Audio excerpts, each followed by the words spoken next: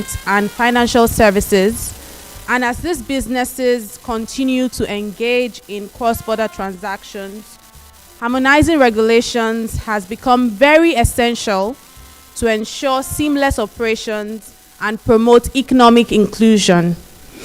This policy roundtable, which is why you're here today, is to help us to engage in dialogue and to share best practices that enables us to chart a course towards a harmonized and forward-looking regulatory environment for FinTech in Africa.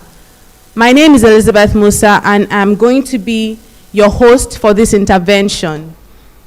As we proceed in the agenda, I'd like you all to please join me in making welcome the publisher of BusinessDay, Mr. Frank Aibogun, as he comes up for the welcome address. Thank you.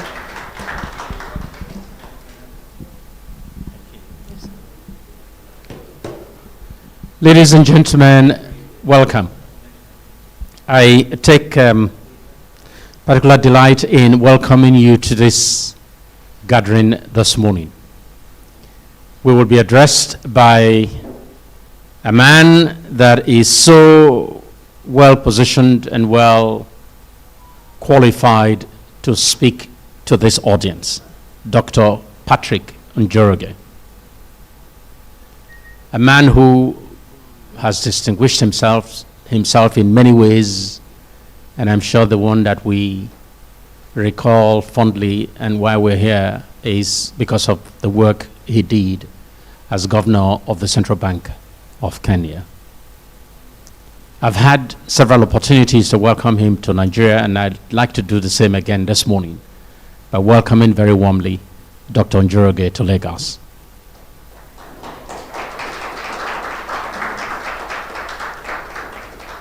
I am very grateful for the sacrifice that he has made to be with us in Lagos. His self-effacing approach to things, and of course his deep commitment to the future and the success of Africa. We've had time this morning to talk about pepper soup. We have spoken about jollof rice. It will seem as if those who have had the duty to care for him have been particularly interested in serving the hottest pepper soup so far to Dr. Njoroge. And from what I hear, even the jollof rice that he has been presented with have been quite spicy as well. But he's coping. I have absolutely no doubt that he's coping. You know, before I take my seat, he left me this morning with something very inspiring. And I was telling Taya, our editor, earlier, that it's something that I'm going to live with for a very long time. Dr. Njoroge joined a few people to visit the Dangote refinery on Sunday. And as we shared experience, I noticed how sold out he is to the project, and the audacity for Aliko, who took on such a project. But the point he made, which I would like to share with you and hope it inspires you, Dr. Njoroge said to me, Frank, you know what? In Africa, we don't need numbers. And I thought about it, and I have still been thinking about it since he told me. Truly, we do not need numbers. We need one Dangote here, another one here and there. And very quickly, we will connect the dots and really transform Africa. You all are here, busy, ladies and gentlemen, in the FinTech space. I dare say that from among you will emerge a Dangote in the future. I hope you I hope you take yourself serious, because you all are onto something great. And not only that you take yourself serious, I hope you know that you, just you alone, can make a difference. If you manage to inspire those around you to follow you, you will make a huge difference. And that's one key thing that I'd like to leave with all of us this morning. I have really been inspired. We truly do not need numbers. You know, whatever it is that we're doing, no matter how small you think it is, let's do it big. Let's do it great. Once I had the opportunity of a conversation with Aliko, and he was telling me about a conference which was called by the president of France, of a number of business people. And he said to me that the gentleman who sat beside him is a businessman from Turkey. And they were having a conversation. And he then asked him, it turned out the man generates electricity in Turkey. And he asked him,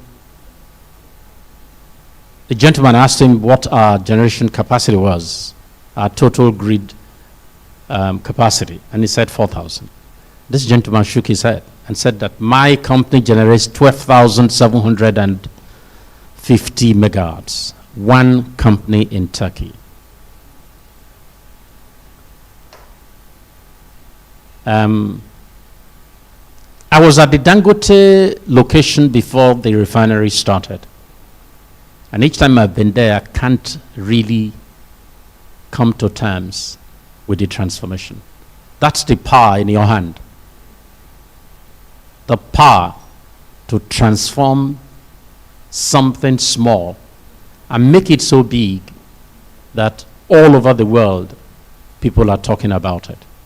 I get emails from across the world. Did Dangote actually build a refinery? Do you have a picture to share with me? And I did share some photos, and then they will ask, okay, do you have a photo of when the refinery is operational? You know, typically, how do you know a refinery is operational? The flares begin to go all around. And I sent that one, and they say, incredible. Is it that big, they will ask? But Dr. Njoroge has seen it, and I'm sure he will be able to answer that question to anyone in Kenya or elsewhere in the world who will ask the question.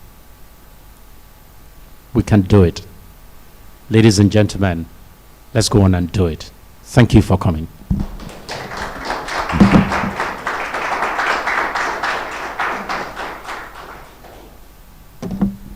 Thank you very much, sir.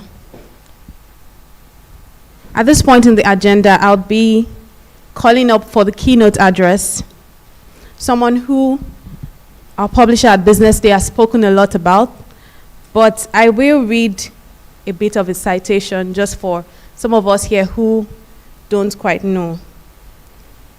For our keynote address is Mr. Patric Njoroge, who served as the ninth governor of the Central Bank of Kenya from June 2015 to June 2023.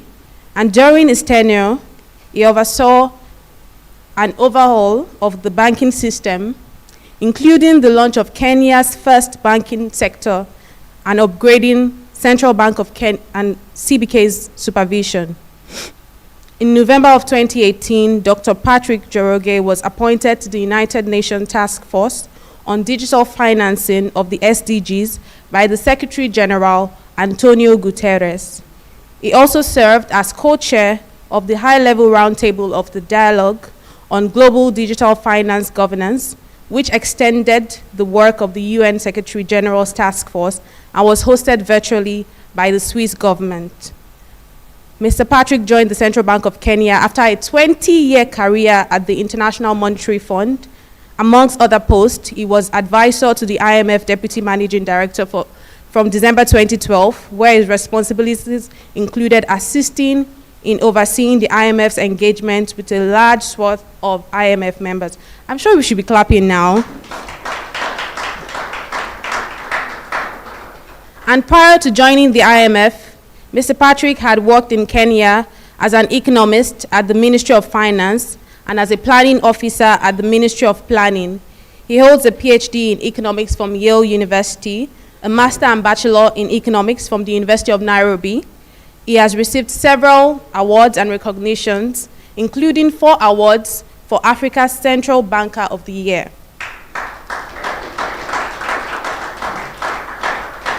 And when he's not doing all of these amazing things, he loves Nigerian music. Don't ask me how I know. He listens to Ira Star, Davido, and people like Chike. Please make welcome the former governor of the Central Bank of Kenya, Dr. Patric Njoroge.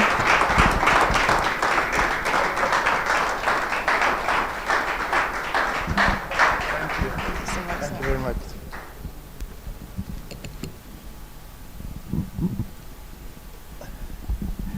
Liz has discovered things about me that maybe most people don't know, but my love for music and Nigerian music. And I was hoping that those things would be kept under wraps. But the publisher has found out, and it's somewhere in the social media now. So this is a problem of being in this space, technology, right? So good morning, ladies and gentlemen. I'm delighted to be here. And of course, I want to thank our publisher, Frank. Thank you very much for inviting me and being my host, and everyone else, Liz, Toyo, everybody, the entire BusinessDay team. And for me, coming to Nigeria, this is the first time I've set foot in Nigeria. And I came in with kind of mixed expectations, right? Like everyone, you know. You go somewhere, you go into New York for the first time, and you're not sure you're in the right side of town or the bad side of town or whatever it is. But I think so far, my experience has just blown me away. Yeah, it really is amazing. And Frank mentioned some of the things that really blew me away. And it isn't just the refinery. It is also the capacity that we have, we as Nigerians or people here. I mean, it's one example of what we can be, what we can do. And I think before I came, there was a sense of, okay, we are average. Yeah, we are average, right? Now, I'm not talking about soccer, by the way. Soccer is a completely different thing, right? We are not in that space. But there is a space that I think in business, etc., and we ask ourselves, are we really world class? And I think the question comes to you. Are you world class in your space? So you're in FinTech space, but are you world class? And one of the things I found very interesting at the plant there, I was telling Frank this morning, was I spoke to the young engineers that were there. They took us around, and these are people who are, sort of like your nephew and that age, years old, etc. And the man said, "Welcome to the 8th wonder of the world." So I thought, well, he's missed something here. He didn't do history, the 7 wonders of the world. And he says, well, in order to be the 8th wonder in the world, to be world class, we have to have a world class laboratory. Welcome to the world class laboratory.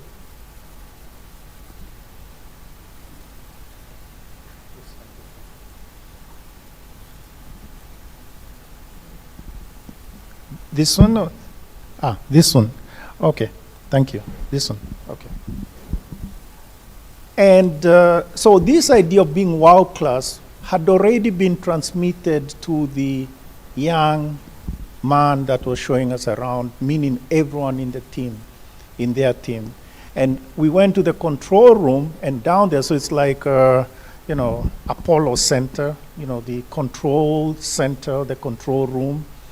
And in there, behind glass down there, there was on one of those panels, there was a message from the president, which is, we are building a world-class refinery. World-class, that message. So I want to challenge you in this space, in your space, to be world-class. Unfortunately, we think, well, I'm in Kenya, and there are no other real competitors, and I'm doing something in FinTech space, and no real competitors, except way out there in Nigeria. So I think I'm okay. I'm okay. I can manage, right? And I think that's the problem we have.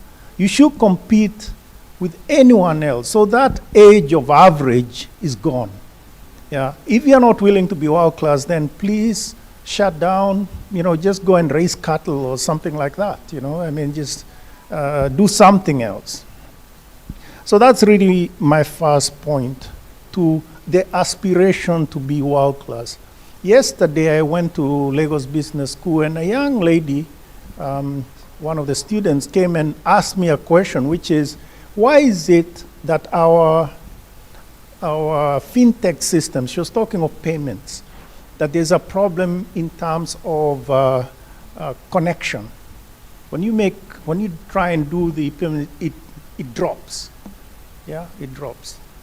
I had already explained to them that when I was the governor of the Central Bank of Kenya, we often, when fintechs come, now some of you are in Kenya, so with all due respect, maybe bashing you, but I won't say any name, whatever it is.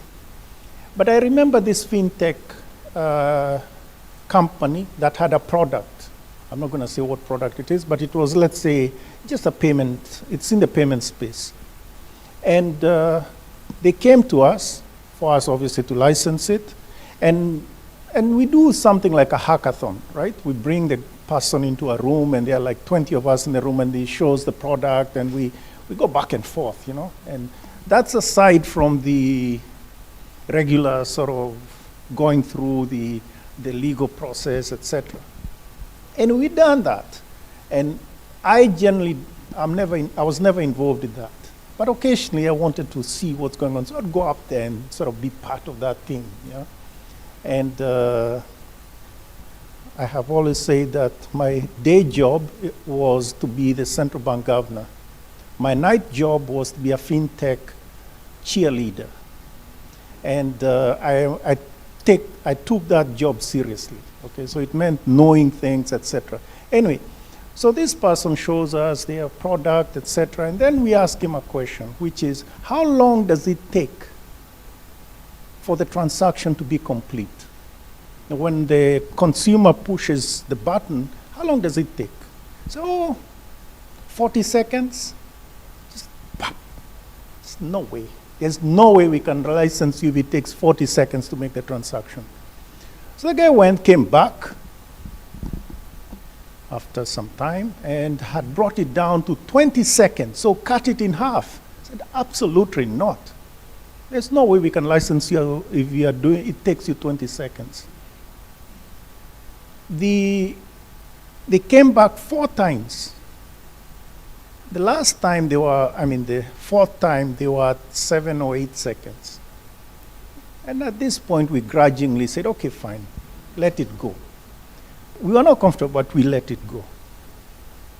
Now, from his perspective, he thinks we were just arrogant, right? These guys are just dinosaurs, yeah? And I'm very proud of that label, being a dinosaur. Particularly if you're talking to all this. Anyway, but why is it? What was our standard? Our standard is 4 seconds. 4 seconds. So you have somebody coming telling us 40 seconds. I said, no way. Why is that? Why is 4 seconds? If you think of the large transactors like Visa, MasterCard, when you run your credit card at a hotel or something, it goes out first to one of the three databases or whatever it is, let's say centers around the world. Then it goes, so it checks that you have the right labels, etc. Then it goes to your bank to figure out whether this is the right card and you have a balance, etc., etc. Then it goes back to the database, updates things. Then it comes back to the POS system, and that's when it kind of prints approved and 3.8 seconds. So why is it that we are going to drop the standard to 10 seconds? And even worse, here in Africa, the connections drop every now and then. So phone conversations dropping, I mean, that seems to be a feature, not a bug. So if anything, it's so important to make sure that the thing is, so the young lady yesterday, yes, thank you, I noticed you, it's one of your young ladies who asked me this question. Her name was Rapture, actually, yeah. And very perceptive, so she says, why is it that it takes, things drop? And I told her, look, really, we need to hold the FinTechs and companies that are involved in this to the right standard. It's just that they're used to largesse. They can get away with 40 seconds.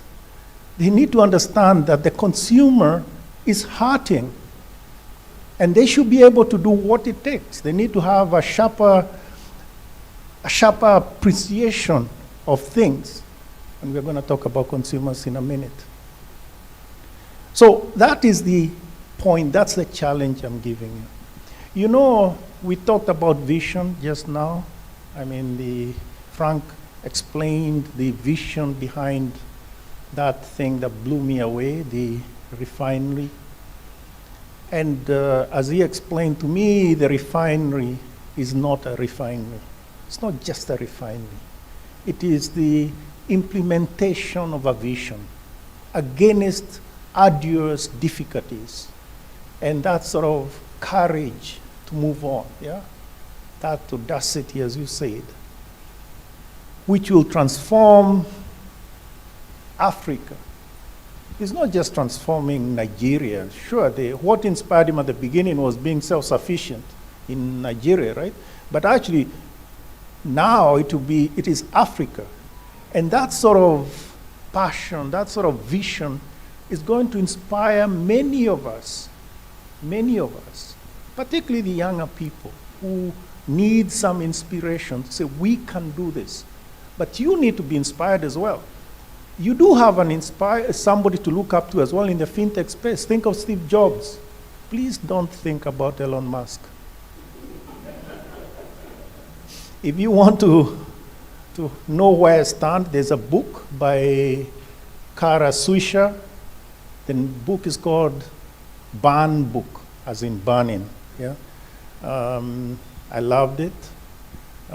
It's written very aggressively. She's possibly one of the most aggressive tech journalists. But anyway, in any event, you have Steve Jobs. And Steve Jobs had that power. He's actually transformed your space, right? With the iPhone, but we know all the other phones that have come, Samsung, etc., right? Then that whole package. And he wouldn't let a product get out. He would delay rolling out the product until it was absolutely right. That's the point. That is the passion, the vision that he had. And it took effort. You needed to stick at it. So I make the point that the age of average is gone in your space. Now, before going to the specific points I wanted to make, I want to make another general point, which is actually the FinTech space is changing quite rapidly in not just Africa, but around the world. And part of it is because we are so interconnected. You can talk about the FinTech space in Nigeria. But That doesn't make sense anymore. Why? Because you can incorporate in another country very quickly, and have that. I mean, look at some of the companies that you could call them Nigerian, with Nigerian entrepreneurs that are now all over Africa, all over the world, etc. So the borders, and we are talking about these borders and things, regulation, the borders are something that actually are breaking down. Unfortunately, they are not breaking down fast enough from my perspective, but they will. Yeah, I mean, it used to be that going from Kenya to Rwanda is such a big hassle. Actually, I can just decide in the morning, I am going to see so-and-so today in Kigali. I call him, and he says, okay, fine, let's get together for lunch. I get on a plane, I'll be in Kigali for lunch, do my lunch. I didn't need to, you understand, the passports and things like that. All I need is my ID and get through the border. In the evening, I'm back home. I mean, we should be able to do that for Nigeria, for every other country in Africa. I mean, what are you hiding? I mean, what is it that you are trying to hold together? I mean, what is this? What are the crown jewels that you don't want me to take? I think there's so much to be done to be said about the borders. And I think that sort of sense will become more and more. The nationalistic sense, of we are a nation that has certain, I don't know what, maybe now I'm moving into politics. But I think that sense will probably, I'm not saying it will be watered down, but it will be sharpened in particular ways. I mean, think of the Europeans. I mean, you can drive all the way from, border to border, from sea to the other side, without, I guess even without stopping. And it's not such an issue. You're still a German, you still vote in Germany. But I mean, there's no reason why they need to stop you at the border and check how much money you have and visas or whatever it is. So I want to make that point that don't think of Nigeria as your final destination. Don't think of your borders as your final. Your destination is the world. And if you're going to do anything, if you're not doing it as world class, then please give up and go and raise cattle. That at least we can do. We can I think I can do that, So I think the challenge is there. Now, unfortunately, some of us think that really the challenge that you have is sort of raising money, the success, the measure of your success. What is the measure of your success? The measure of your success, some of you think or tell us that it is how much money you've raised, right? Or the worth, the first company to become a unicorn. I still don't know what a unicorn is. So $1 billion US. So what? I mean, do you want to be a billionaire? Why don't you calculate it in Naira? So I'm just making the point that label doesn't mean anything. The issue for me is how are you serving the customer? And what are the problems that you have resolved? So your measure has to be success with regard to the customer. And when you start something, figure out what is the problem that you're trying to resolve. What exactly are you trying to do? Or are you just trying to be, quote unquote, disruptor? At the beginning, they'll say, oh yeah, these are disruptors, right? And I have a nice quote here that I have used before, and I'll just read it. Oh goodness.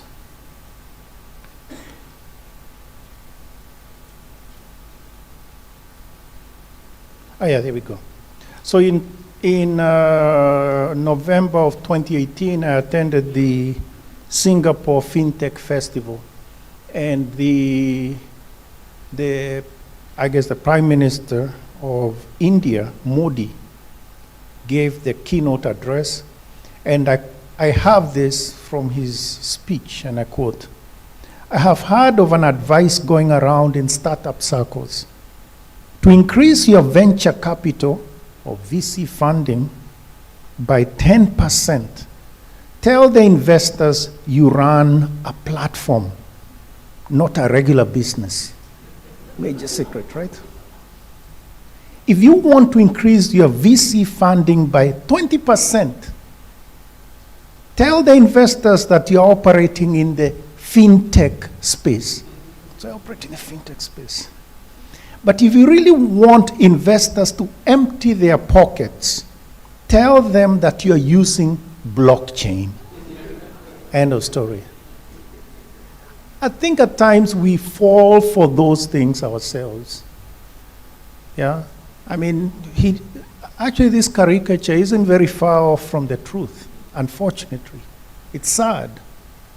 But really, some people convinced themselves with this sort of caricature. There's nothing there about what is the problem they are resolving. There are many problems, particularly in Africa, yeah, that can be resolved.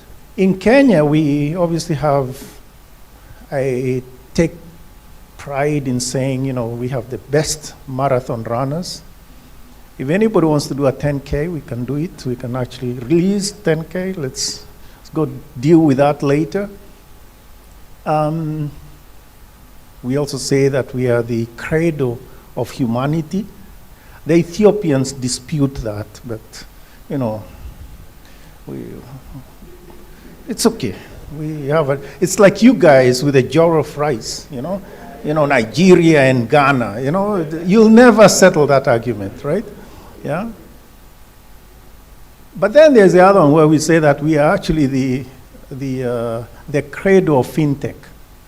And that actually I don't think there's much dispute. Why? Because of the M-Pesa, etc., right? But the point is that M-Pesa is no longer just M-Pesa. What has happened? We have created an ecosystem. So the payments system that M-Pesa and other M-Pesa-like products brought, those are the rails. Then you put on these wagons, which are all the things that, say, the fintechs are put in. So you end up having a very elaborate or detailed ecosystem that benefits the consumer. And that, I think, is what you need to figure out, the things, the products, the niches.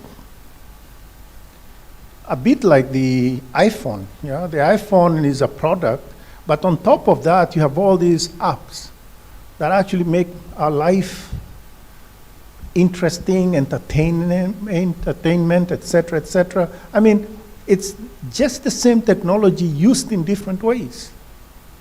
So I'm challenging you in terms of that to be your guiding star.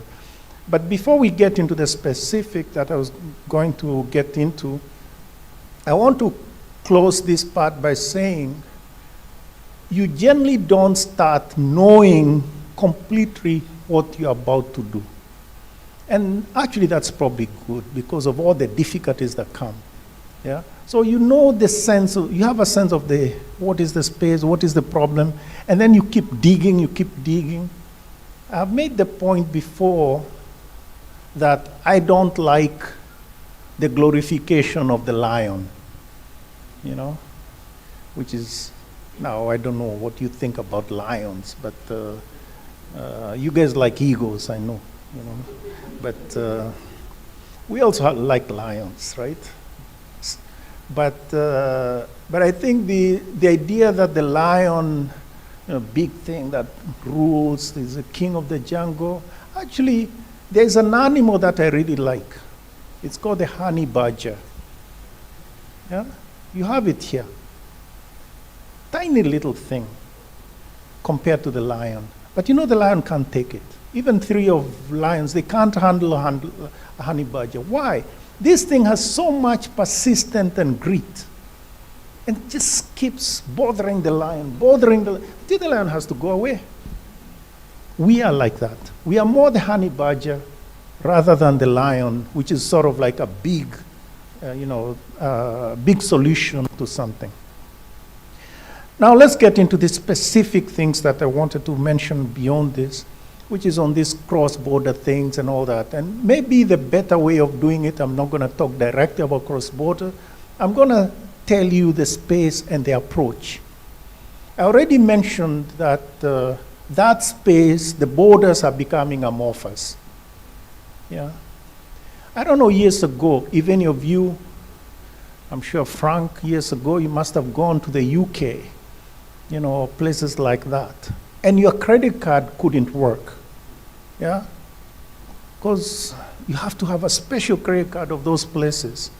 I do remember a lot of those things, and even actually you had to carry cash, wads of cash, because, your credit card just can't. Now, when I travel, even when I came here, I didn't have to worry about cash. I said, well, I have the credit card, what's the big deal? Yeah? I mean, my Kenyan credit card works everywhere. Maybe the only place it doesn't work is, well, let me not tell you it doesn't work.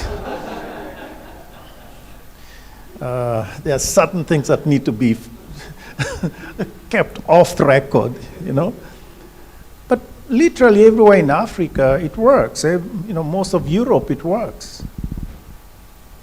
So the point is, the borders, don't think of them as permanent things. And just like when, let's say, Steve Jobs was thinking about the phone that he was fixing, was he thinking this is only for the American market? Was he thinking, what will the regulator say? No. He was thinking, this is something that we need to do in this way, the best we have. And it was going to work for the entire world, anywhere. He never said, well, Americans love X or Y or Z. It was really consumers in general. And that, to me, is the approach we should have. Of course, it doesn't mean that when you start off, you should make sure that everything is compatible in all sorts of ways. Obviously, that's not what I'm saying. But you have to start with that sort of inspiration that you are not being limited by just the borders you are in. Just like when you think of sports, sports now are things that are completely international. The other day, some of you stayed up late to watch what I think was a crazy football tournament, right? Some Japanese, no, it wasn't Japanese, Argentinians, no, it wasn't, it was whoever won, Spaniards, right? Playing the English team, etc. I mean, years ago, that wasn't something that you'd even know was going on. But we enjoy it. It's part of entertainment for us that we enjoy. So you're disappointed if your team doesn't win, but next time they'll probably win. And you're happy if your team won, and it was a good tournament, whatever it is. So to me, that's the first thing. There's something else you also need to know, which is that actually regulators are very conscious of that. They have understood that we cannot regulate just in our own jurisdiction without caring what other jurisdictions are doing. So what do? They actually get together and work together when something happens. So we compare notes. In Africa, when I was governor, I had every central bank governor's telephone number, including yours. I mean, we know that we are a team, we work together. So the point is, you cannot, the problems that he or she is having in their jurisdiction, maybe another governor has dealt with them. And actually, if you begin to push them from here, let's say, they'll probably end up, it's like having a balloon. You push it here and it expands some other place. So the only way to deal with it is the collective action.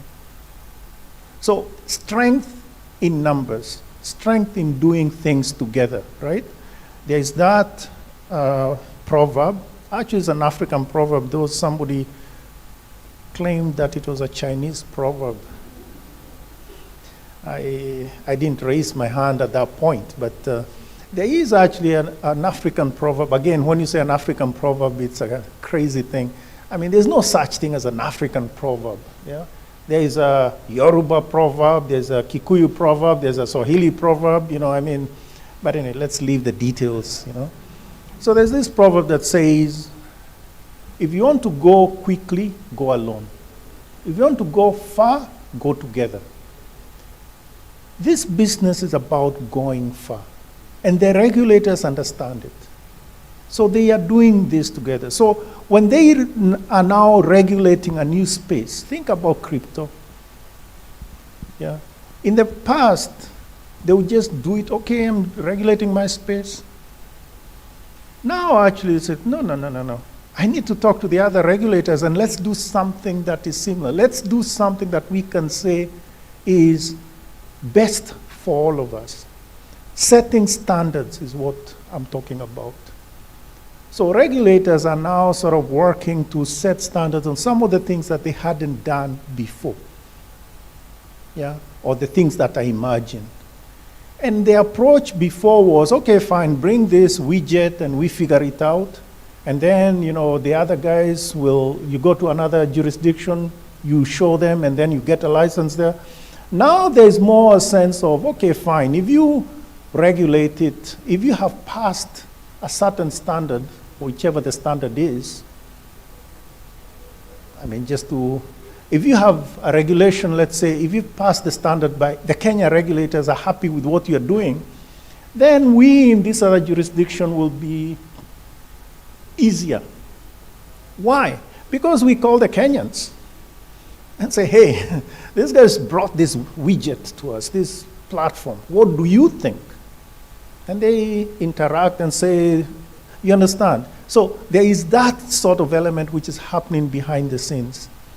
And it makes the borders less firm in that sense. And it makes your life easier when you're planning for the entire, all of the world, setting it to a world standard. But what is the business of the regulator? And this is really the last key point for me. The regulator, unfortunately, there is a caricature out there that the regulator is a dinosaur. I agree, I'm a dinosaur, but that's okay. I'll tell you, this happened. Yeah, I was telling somebody, I forget who, that one of the last things I did as governor, and I'm so proud of this, was hiring data analysts. Like a dozen of them. Now these are young, out of school, out of college. And so when I was doing, let's say when I was younger, we would use Starter. Remember the Starter thing? We would e-views, regressions, using e-views. And we thought that we were doing this. These guys are using R. Some of us know Python, but these guys, Python is like, something that everybody, that, don't even talk to me, about that, Very exciting. But what I found interesting? I love them. I really do.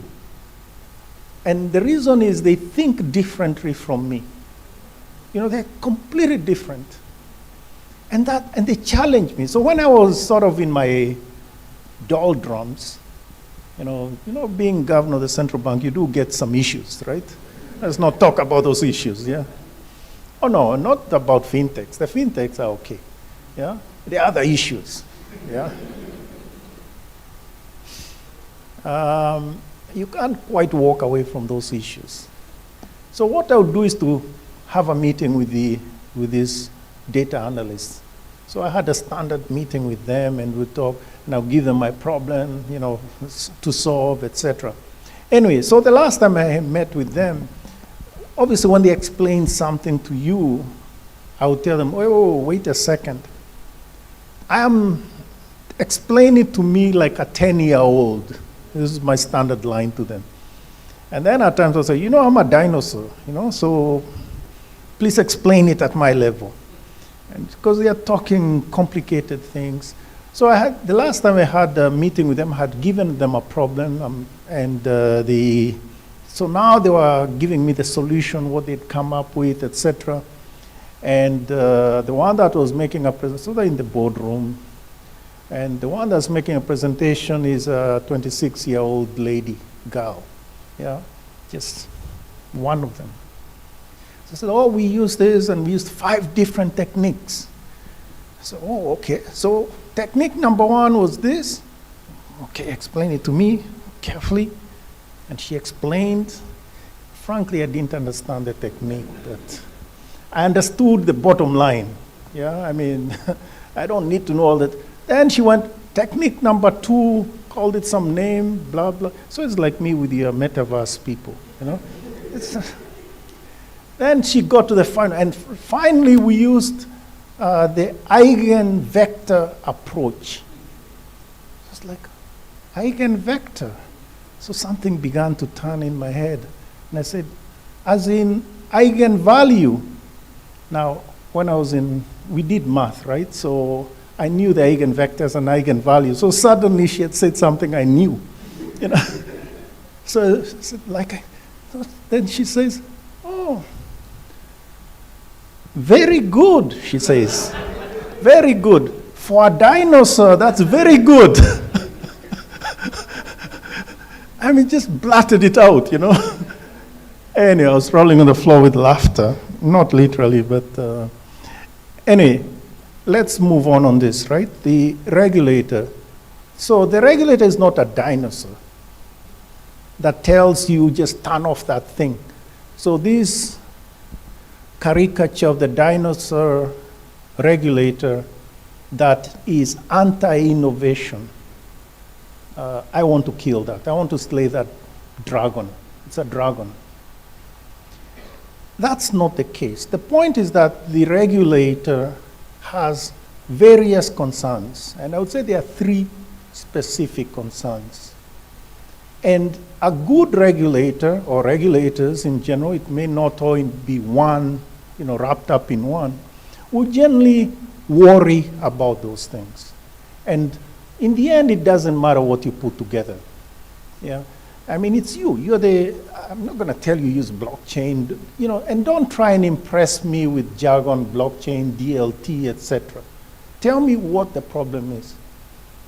It's like, you and I are looking at let's say the car there's something wrong with the car. We've opened the hood and say, wow, there's a problem here. And say, yeah, but blockchain will solve that, It doesn't work that way, So what is it that's going on? I think there are 3 elements that the regulator is concerned with. First and foremost is stability. Stability. Financial stability, but also, let's say, price stability, inflation. And there's a lot of jargon that we can talk about there, loss of monetary control, volatility, all those things. They are things that we as regulators are concerned about. If you brought us something, a machine, let's say, that would be so loud that it's going to destabilize the building, So think about Dangote's plant. He says that when they got to that piece of land, it was all marsh. So completely useless land. So they had to stabilize this thing. Now, so you do piling, right? Piles. A large building, you'll have, let's say, 50. He says that the one they have here is 50 piles. There they had 250,000 piles, 250,000 piles, to stabilize that space. Otherwise, if you put this machinery on it, it's just going to go into the ocean, just like through the sand and down. So stability is important. You don't want to destabilize the economy with your new widget or whatever it is. So that is the first thing we are concerned about, right? Then the second one is the issue of consumer protection. We are concerned about consumers. I mentioned this thing about how quickly the consumer gets their thing. Or for that matter, if you have a wallet, we need to be sure that the consumer's wealth, their consumer's balance is protected in certain ways. Yeah? And some of you, unfortunately, think that that is irrelevant. I can do this wallet, consumers will do this. So the central bank of whatever is just being a stick in the mud. They're just dinosaurs. Yeah? No, we want to protect the consumer. If the consumer has 10 naira in there, they need to be sure that the framework around that balance is protected, is accurate, etc. Yeah? So it's all that. So that's consumer protection. So things about fraud, as you know also, I mean, I was going to bash you a little, but I think everybody's awake, so I'm not going to bash everybody. But you know that some of these are channels of money laundering. And some of the things you give us to regulate, you realize, from our perspective as regulators, that fraud and money laundering, the ability to do this, particularly on the crypto space, you advertise crypto space as anonymous, right? You want to have all those anonymous transactions. So it's anonymous. Oh, so in effect, money laundering becomes a feature, not a bug of your product. Definitely we cannot allow that to happen. As a regular, we are not living in a different world. The world we live in, we cannot allow those illicit transactions to be, you to have a product that actually allows illicit transactions, etc. So when we tell you we have certain standards on know your customer and tracing, etc., we are not just being obtuse. Yeah. So things like that. Now, the other things I would probably talk a bit more about, but I want to move to the third area, which is competition. As regulators, you can think about a fast mover, M-Pesa, for instance, right? So you tell me, well, actually, it's interesting. When M-Pesa was put in place, there was no law. Today now, a new country, let's say, can go around the world and figure out the best law in this sort of payments, right? Retail payments in this space. Then there wasn't. But we knew it was a good product. So actually we had an agreement, we tested it, and we said, okay, fine, we're going to work with you. And if things go wrong, so you're going to work with the instrument. If things go wrong, we just pull it off we just pull the plug from this thing, yeah? Off the wall, boom. And so, in a sense, to me, this is the respect I have for the people that started this thing. I'm talking of the innovators, because they understood that. They didn't just come and start. And that is one of the things that I have to say bothered me the most.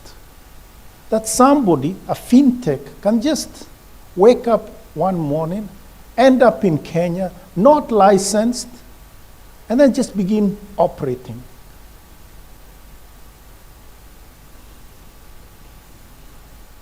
I don't know. If you wanted to start a restaurant out here, right? I want to start a restaurant. Can you actually do it that way? Do you understand what I'm asking?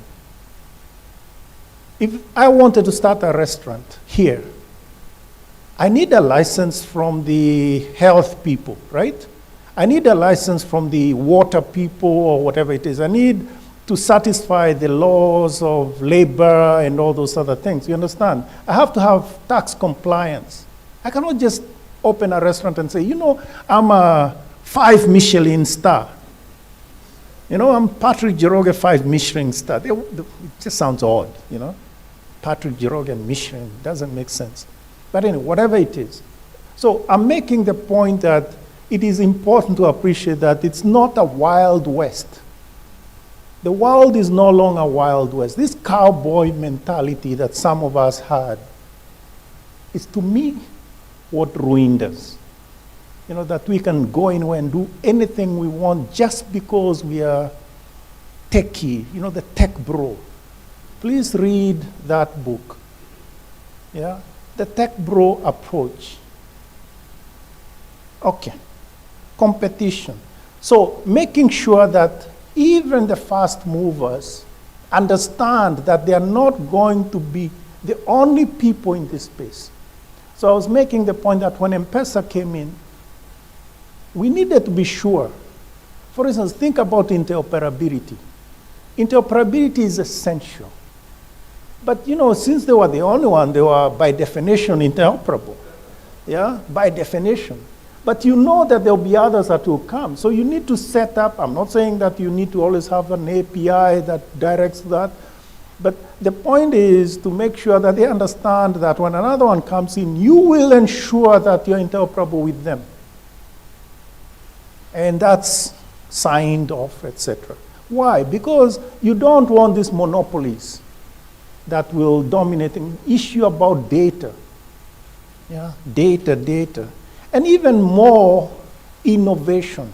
You don't know, nobody knows what technologies we are going to use in the future, right? It's like, maybe I had a better example, but you know very well that some of us, this is before us, you know, there were programs that were written in COBOL and Fortran and things like that. Today you don't do it that way. You need to be forward compatible, right? I mean, maybe Microsoft is probably the better one, right? So at one point they say, well, okay, we cannot support a particular operating system or whatever it is, but you do need that sort of forward compatibility, right? Anyway, I think you understand the point. So things about innovation. You don't know what innovations will come. So you need to make sure that these guys are agile and you are not static in this space to the extent you can, and a sort of understanding that they will be that. There's another thing that I would also mention in passing, which is also important. So I guess I didn't use this word, so I want to use a level playing field, you know, in terms of competition, right? So we understand that. But there's something else I also wanted to say, these strategic alliances that come up, right? FinTech is also about strategic alliances. You know, when years ago, FinTechs were disruptors. I never liked that word, disruptor. I don't understand that philosophy of disruption. It's like, maybe if you're 16-year-old, you can disrupt things, right? Like you play loud music, you play, you know, a different type of music, and your parents are going crazy because of this rock thing. That's disruption. But you have to understand that you are not in a Wild West free space that you can do whatever. So yesteryear, the disruptors were going after the banks. So we are going to have whatever label it was, you know. We're going to disrupt the banks. You know, there's a whole, let's say, approach to banking. Banking is not just, here's my deposit, give me back my money when I need it. And that's why we are so firm. You know, there's a lot of things in banking. The point is that what actually, at least in Kenya, what has happened, and I think around the world, is the fintechs have realized that actually it's better to have some sort of symbiosis, right? To work with other strategic alliances. That's the word I was trying to bring in. Strategic alliances with the banks. And the banks actually have loved the fintechs because they are working, they are helping, the fintechs are helping them in a space that they are slow in. Yeah? You don't want to have all that in-house, all that ability in-house. You want it to be out there so that you're more nimble. And so it's you, the fintech, that actually connect with them. And then you have this strategic alliance with them, and in the end, the consumer really benefits from it. So, I want to finish.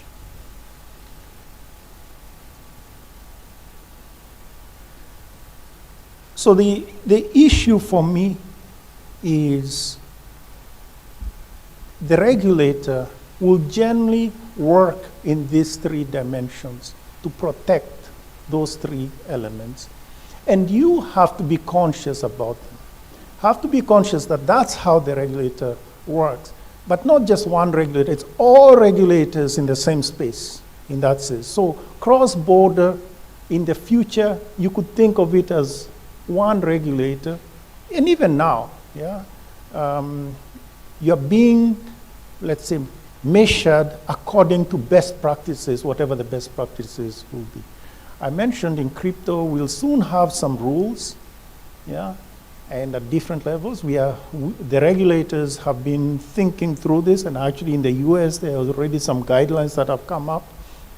We've already determined that, it's already been determined that these are not, everybody at the beginning used to say it's a new payment system, whatever. It's not a payment system. I'm talking now crypto. Yeah, it is actually a new asset class. And yes, with certain risks, etc., it's like buying land. Yeah, so we need to regulate it correctly as a new asset class. And once we have, and also set the rules correctly about how to transact, etc. So I think the point is we've made progress, and you should also make progress in your space in terms of what you bring. There's one last point I want to make before finishing, which is this thing of what is the most important element that you need to sort of build. One, trust. Trust. How much does the regulator trust you? How much does the regulator trust you? To me, I think there was a sense of bullish Wild West, which in a sense killed trust. I'll give you a good example. I've talked about it, so it's not. I actually gave a talk recently about this, so it's out there somewhere. Years ago, a few years ago, our friend Zuki, Facebook, they had I guess it was called the Libra project, making these transactions, right? And they went around the world, and this was their coin, right? So getting into coins. And basically their point was, no, we want to have this cross-border to help anybody can do, after all, Facebook is all over the world. And wait a second, Facebook is not a coin. So what am I missing here, right? No, we are a technology company and all that. And basically their point was, we will show you how. And we want to reduce the cost of cross-border transactions in Africa. They came to my office. Remember, again, let me show off a little. There's that song, New York, New York, right? Yeah, New York, New York. If you make it in New York, you can make it anywhere. So in this space, there is that, if you make it in Kenya, you can make it anywhere. Yeah. I'm talking of the FinTech space, yeah? So these guys knew that. So they knew that if they planted their flag in Kenya,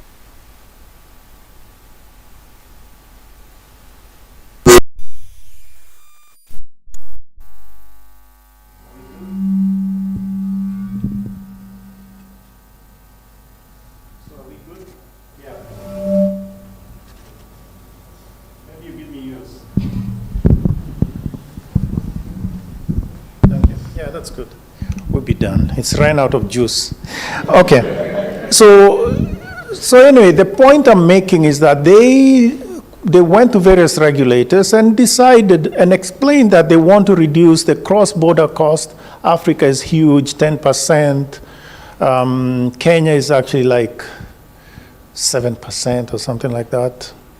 And no, we want to bring it down to 3%. 3% is what we have in the SDGs, the United Nations sort of standard target for 2030. Anyway, but you sort of wait a second. You guys, I mean, what is it? You've got new religion or something? I mean, what is it that you're now into this space? Yeah. Anyway, and all regulators around the world were happy now and said, no, we don't trust you. There's something else we want to do.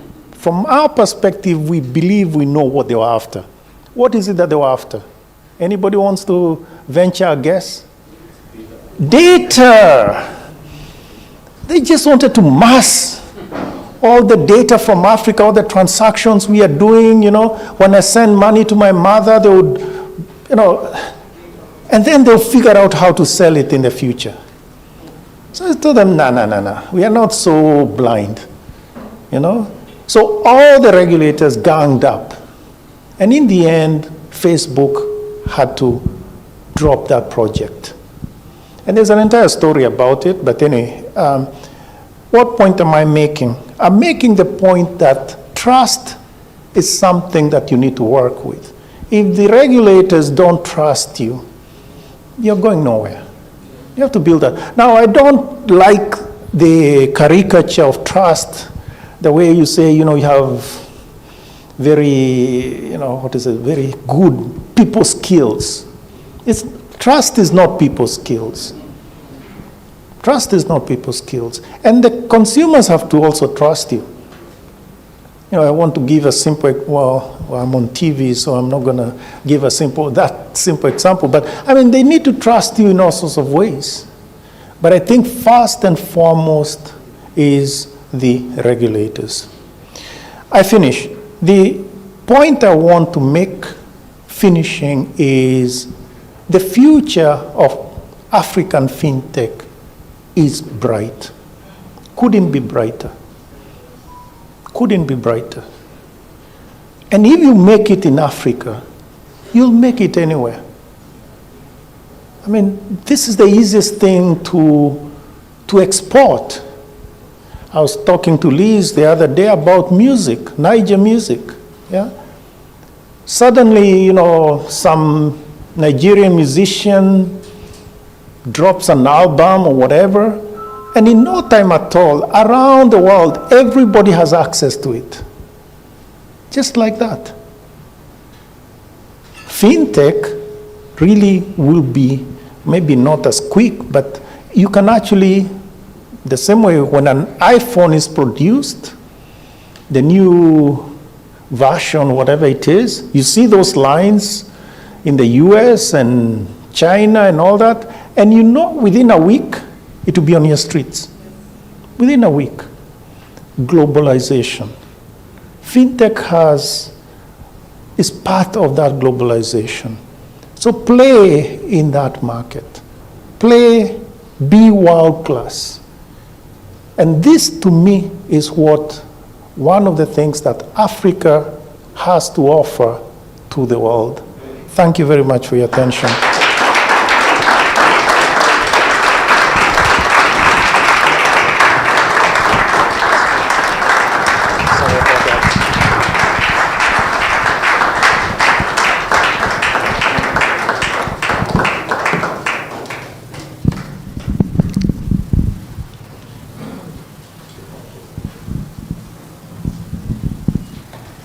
Thank you very much. I'm not sure I've seen a keynote address broken down so much with information and laced with humor. So once again, a big round of applause for Dr. Patric Njoroge, please. Thank you. I'm sure we all have questions, but before we go to the questions, we'll be taking a fireside chat with Dr. Patric Njoroge. We'll be bringing you once again, and the head of Tech and Media Desk at BusinessDay, Mr. Temitayo Jayola. Please welcome them as they come off stage, please. Thank you.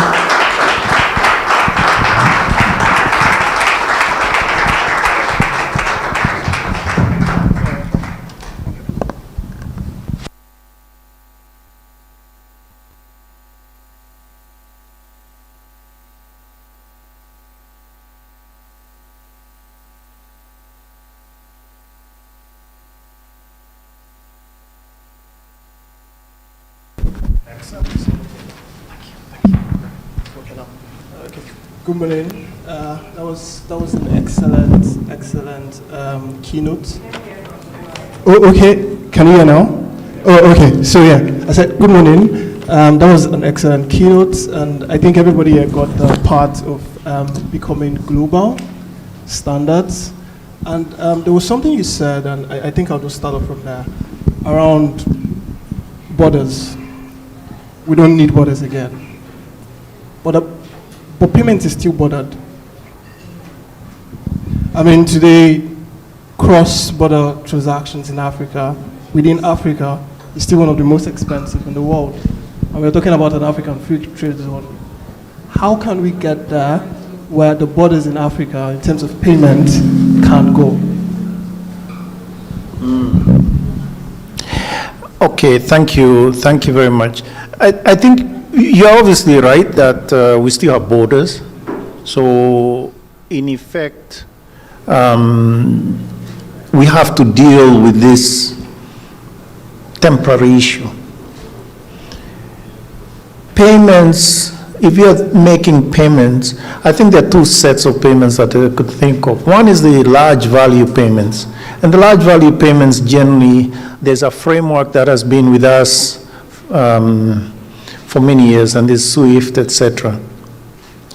And it has its own problems, meaning we have looked at it, we as Africans have looked at the current large value payment system and have concerns because of, for instance, the dominance of the dollar in that space. So if I have to make a payment to somebody in Nigeria, for instance, let's say I bought some shares here or whatever, I'll need to pass through the US dollar in some ways. And that has its own limits. The other problems with that, timing, etc., KYC, etc. But I think the issue for me is we have to play today within the existing rules. In a sense, when somebody tells you, there's that phrase in the Bible, if somebody tells you to walk 1 mile, walk 2. Yeah? So you have to be as good as they. I don't know if you've been in any place where they've practiced discrimination. Yeah? I hope you have experienced it a bit, not a lot, but a bit. Now, the older people maybe experienced it a lot more. So our parents, etc., right? You can even think about the people. Anyway, so the point is they didn't give up. And they played within those rules even when they didn't like those rules for other reasons. So my point here is the large value payment system will be with us. We need to play within it until we build a better system. The African Continental Free Trade area, indeed the agreement that is there is a sense that we are going to build a new large value system, so-called PAPS, soon, etc.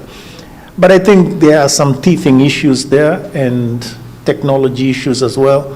I'm not going to bore you with them. But my point is that it's not a foregone conclusion that thing will be working soon. Yeah. So my point here is, well, let's play within our space. Your space is often the last mile, the fintechs. And this is sort of like to me, or sending money to my sister or my mother or whoever else it is on the other side, right? The retail space. But you're also in the large value, last mile space. And there are many things in the payment space that you can do better. I actually think one of the things that customization of, let's say, not just payments, but helping collect some of the, think about tax compliance. If I am, let's say, a supermarket or a legal firm or whatever, right? I'm making payments, etc. I need to have a payment system that actually helps me also do other things, like do the taxes correctly. And in that space is something that I think a lot of fintechs need to move in, because it's let's say low-hanging fruit in terms of what can be done. So I'm hopeful about the payment system improving, becoming more what we would want it to be. But in the interim, I think we still have work to do. Okay. I think I'll just still on innovation and regulation. As you said, the CBN is to protect the customer's interest, final interest. Well, there's a quote I'm trying to remember. I can't remember the exact quote, but it's paraphrased that innovation would always outpace regulation. So how do we create a balance? From the CBN and from innovators, in such a way that we can still innovate, because just sometimes when we're innovating, as you said, an idea doesn't come out fully formed. So how do we, you cannot regulate something that the scope is not yet fully known. So how do we regulate without stifling innovation? Okay, first, I would like to know that quote, if you could send it to me eventually, because there are certain things I know that I don't know. I think that's more a caricature than anything else. It's the caricature of regulators being anti-technology. And I kind of bristle, Anyway, let's leave it as that and accept it for now. I don't, it is true, I agree that innovation will always go ahead of regulation. But I think this is where the regulator and the innovator need to work together. Yeah. So the regulator knows what are the concerns that he or she has. I already laid them out, the 3 issues. So if you as an innovator, if you pretend you don't think the regulator has any concerns, then you shouldn't be in that space. You should appreciate that the regulator, when you drive, let's say in here, you believe that you know the rules. But if you went to Germany, would you just say, well, okay, fine, there are no rules. Or I'll use the rules that I'm very familiar with in Nigeria. You don't do that. You expect the regulator, in this case, whatever it is in Germany or the US or Kenya or Ghana, have their rules because they have a certain particular, let's say they have a certain mandate of protecting safety on the roads, etc., which they enforce in particular ways, right? So that's you as a driver, you accept that. So the same thing with the regulator. You have to accept that there are these 3 concerns, yeah? Stability, competition, and forget the third one. I mentioned it. So and then deal with your regulator, appropriately. Go to the regulator and see what it is. Now, if it is so often, actually, the product, it's within a particular space. It's only now that you have new products that are not in the space that we have been in. But I think that will end those sort of having, let's say, pushing the envelope dramatically. Yeah. Think about, for instance, what happened with the iPhone. I mean, I'm pretty sure you're not around when the iPhone came in, right? Whatever it is, right? There was a time when the first phones were huge, like bricks, right? And then you had the iPhone that could do all these things. But even maybe you go back, before the iPhone, you had the iPod, etc., right? So I'm making the point that all those things were there and they pushed the envelope. Today and now, I think we know enough of what we have and we have to regulate within that space. I've yet to see new things, you understand, just completely that blow your mind away. Now, implementation is okay, but in terms of solving creating a new, let's say, space, those don't come often. So just let's be more accepting of working with the regulator.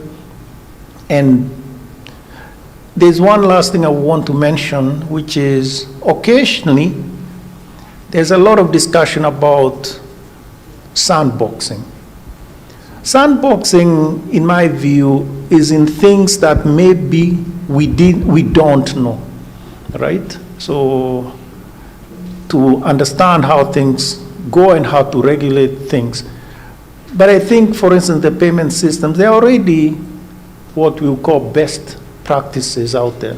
So to have a sandbox, a product which is in the payment space being sandboxed, I would question what's the value of that? Because somebody else, Colombia or Turkey or, Nigeria has done it. Just look around and see, yeah? I mean, things are not happening. We are not so unique, let's put it that way. Maybe we are unique in the sense of this jurisdiction, but someone somewhere else has done it. And in a sense, we can do a bit of learning from them and understand the risks, etc., that I mentioned. Thank you. So final question. Yes. Kenya started mobile money first. Largely, I mean, the success of Kenya's mobile money is what everybody's trying to ride on now. So far, what do you think are some peculiarities that other markets, like Nigeria, for instance, are missing out on in terms of mobile money adoption? And where do you think we can do better? Okay, let me understand your question. So, just repeat your question. Yeah. M-Pesa is a global success. Yeah. And everybody is trying to adopt that model. So today, Nigeria, for instance, we have Momo, but we still have like a long way to go. So where do you think, what are the intricacies that we are missing out on that Kenya probably, because you had a head start, that you just went ahead with it? Okay, intricacies from a point of view, well, okay, fine, let me answer. Adoption largely? Yeah, I understand, okay. So, the question, if I may just paraphrase it, why is adoption lower here and not so high as, say, in Kenya? Yeah. I think first and foremost is just the way people behave. Yeah, meaning, I don't want to call it a cultural issue, but, Kenyans tend to be very quick in adopting technology, yeah? And you've seen it, for instance, all the protests that they're having, the young people, right? I mean, all of it they organize themselves on the phone. And so adoption of sort of technology, they are very quick in adoption. I don't know, it's just something, I mean, why do some people like jollof rice? Yeah, I don't know, but it's something that is there. So I'm making the point that people are quick adoption. So if you think that famous curve, right, of early starters, then you have, the sort of adopters and, etc. And then you have the dinosaurs like me coming in, much later, right? So you have a heavy weight of the population in this space. And they test things out a lot more. But I think the most important thing is that they could see the benefits. That, I think, is the big issue. And if I were to push the FinTechs and everyone in that space, the question is, what are the benefits? So for instance, Nigeria adopted the e-Naira, okay? I'm a Nigerian, right? I'm, let's say the guy that showed us into this place. You talk to him today, yeah? Ask him, so what has the e-Naira, what was it gonna do for you? Can he actually explain that to you? He can? He can? We're gonna test it. But you see, that's the thing. So if indeed he cannot, then that whole demographic is left out of the adoption space. So the guys that adopt the e-Naira are guys like you and me, yeah? I mean, frankly, I have 10 different approaches. I could make 10 different channels for making payments. So you understand my point, that I think it is more that people need to see the benefit. And people adopt very quickly. I'll give you one long example, if you don't mind. It's something that I've given many times before. In one of the platforms, credit lending platforms that we had, it was sort of one of the largest. We have two main ones, or we had two main ones then. And one of the largest, we discovered in the central bank, now I'm talking about data, there are people in the room that are in the data space. We discovered that they lend, a lot of their lending, like 50% of their lending was taking place between 2 o'clock and 5 o'clock in the morning. 2 to 5 in the morning. So we wait a second, we looked at it and said, wait a second, are Kenyans, insomniacs? Yeah? And actually half of them were women, yeah, that were making these transactions, right? So we dug into this and we discovered what was going on. It turns out that a lot of the people that were on this platform were traders, the fruit sellers, let's put it that way, right? And basically, this is the example I have given. This lady would wake up at 2, 3 o'clock in the morning, buy the produce from the market, which is when the wholesale market is really kicking. Yeah, that's when they do the wholesale trade. At that time in the morning, buy the products, then we'll pay by phone, get the money, pay by phone. So borrow, pay by phone. This is a 30-day loan, 30-day credit, right? Pay by phone, then call the push cart guy and sort of say, go to this person, there are 3 bags of this that I've bought, take them to my stall. And we'll also pay the push cart guy on the phone. Then at 5 o'clock in the morning, she's gonna wake up her kids, prepare them for school, send them off to school. 6:30, 6 o'clock, she gets onto a motorbike. In Kenya, you can do motorbikes. And then, not her, but calls the motorbike guy. And then at 6:30, she's at her store. Even before myself, as the governor of the central bank, has made it to my office. And she's done all these things. So you can see it was helpful for her. Why? She hasn't moved. She's solved a lot of our problems. But there's an interesting, crazy story that comes out of this. We discovered that the lady, even though it's 30-day period, credit, at the end of the day, she repays completely. I mean, it makes zero economic sense. Why is it she doesn't sit on the money for 30 days, uses it tomorrow, etc., right? The next day she would borrow again from zero. It doesn't make any economic sense. I mean, these women, what's wrong with them? So we checked and we discovered what was going on. These people were as bright as anything. Why? They had figured out the algorithm of this platform. And the algorithm had the following. Yeah, this is a big secret to you guys who do algorithms, right? It had the following, which is, it would lend you X amount for 30 days, and if you did that, the idea was that's 1 month. If you did that for 12 times, conceivably that's 1 year, then you double, you get 2x the credit. So you know what they did. So when you lend, you pay back, within 2 weeks, you can get 2x. The thing didn't know. It couldn't compare, it couldn't figure out that it thought that it is 12 months have happened. You understand? So my point is that really teaches us that these people are really sharp. They're solving their problems in particular ways. And what is more is that that helps adoption in terms of what you're asking. So it's more that than anything else. So figure out what are the easy wins for the people here. Yeah, why is it that what is their real problem that they can resolve in this way? Thank you so much, sir.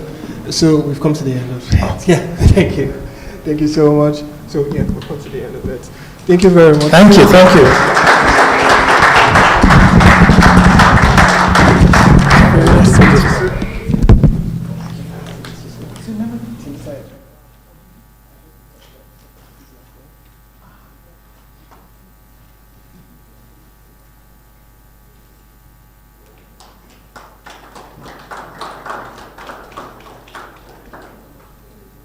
Thank you very much. So we're moving further in the agenda. We're going straight to our next panel. Our next and our only panel, actually. So this panel will be focusing on exploring and enhancing fintech opportunities in Nigeria and West Africa. And on this panel, we've got Mr. Tayo Awofiroye, the managing partner at the Trusted Advisors. Please clap as they come up stage, please. Thank you. We also have Mr. Oswald Osaretin Guobadia, who is joining us online. He has been up since 4:30 a.m. So please, let's make him feel very welcome. Thank you very much. He's the managing partner at Digitay. And lastly, we have Dr. Stanley Jacob, the MD, CEO, Zest, the FinTech arm of Stanbic, and the Vice President, FinTech Associations of Nigeria.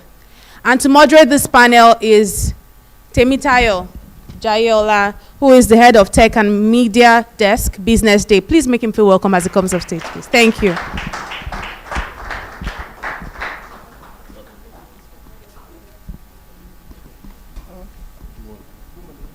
Yeah, good morning. Yeah, I met you earlier. Oh, okay. Hi, I'm back. Okay. Hi, nice. Good afternoon now. Yeah, good afternoon, and welcome to this panel session. Mr. Oswald. Hi, good morning. Good morning. Mr. Oswald was also the special assistant to President Buhari and was very instrumental to the Nigerian Startup Act. I was expecting that they would say that. I mean, it's good to have you here. It's good to have you here too, sir. So I think we'll just jump right into it because of time. Banking the unbanked. It's been a while we heard that. I mean, when was the last time we heard banking the unbanked? It's been a while. I mean, there was a time, like a couple of years back, FinTech would say, we want to bank the unbanked. So Mr. Oswald, straight to you first because of time.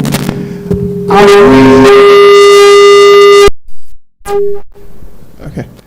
Have we achieved that aim? Have we banked the unbanked?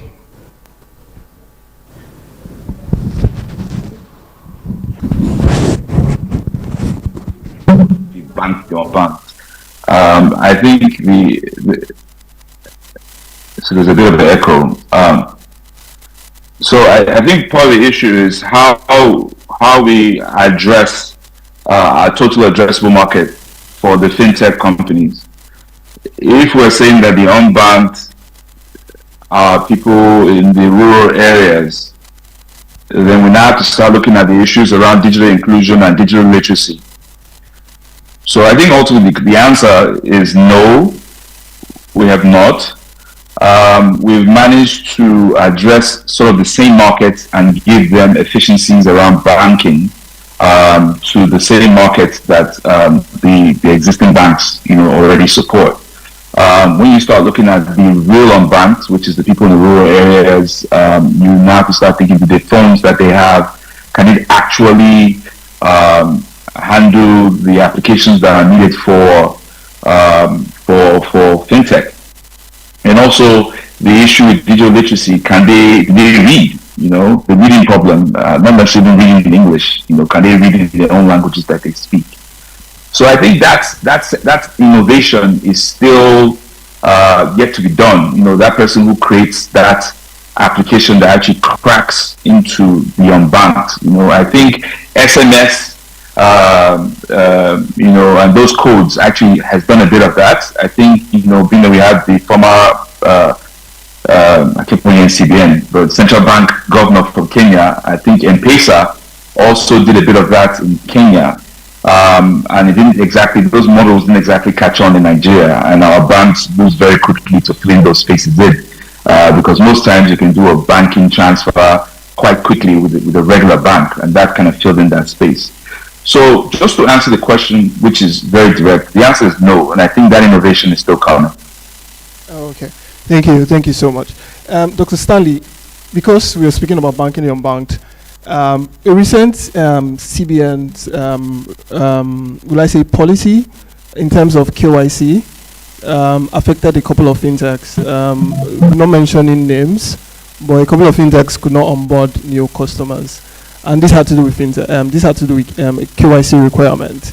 And still on that, the GSMA, that's the global body for telecommunications firms, has said that this new requirement is likely going to slow down financial inclusion in Nigeria, considering that a couple of these guys were able to latch onto a kind of like flexible KYC requirement to onboard a lot of people. Do you agree with this sentiment, or do you think that, with this we're on track? Thank you very much. I'll answer it in a rather different manner. First, I am not aware that there is any new regulation on KYC. That is very important, because I think we confuse the stakeholders in the ecosystem. I am also not aware that there was any point in time where the CBN created a different risk-based KYC for fintechs. We had the 3-tier KYC years ago, and it's for everybody, financial service providers. And I think that takes me to the next point. The purpose of fintechs, we had very deep insight from Dr. Njoroge, and it's important and instructive that we understand that the purpose of fintechs is not to circumvent, compress, or rewrite regulation. Right? So when you do something that is not in tandem with regulation and you are not yet caught, doesn't make it a new policy. Right? And yes, I am an operator. I head a fintech. But I understand the place of compliance, because I also serve as the Vice President of FinTech Association of Nigeria, 600 institutions. So if we don't come out to say this, we're going to be enabling catastrophe in the ecosystem. Now, fintechs, going back to the issue and the question you asked, the expectations was that fintech should introduce technology to simplify navigating these requirements. And if you have any issue with KYC issues and any of those things, sit down with the regulator on the table and renegotiate it. That is very, very important, and that will be my feedback. So the issue around GSMA saying it was slowing down, we're only correcting it.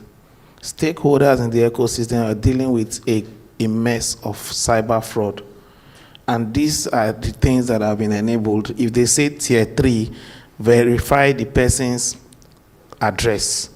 Instead of introducing a technology to verify the address, you use the phone to onboard them without verifying. Then when they say, why didn't you verify? You say it's a new regulation. It was there before. right? So that's my answer. Maybe I didn't answer it, but that's the truth. Thank you. So I'm going to come back to Mr. Oswald. Mr. Tayo, I'm not forgetting. Yeah, Mr. Oswald is leaving very soon. He's been up for a while.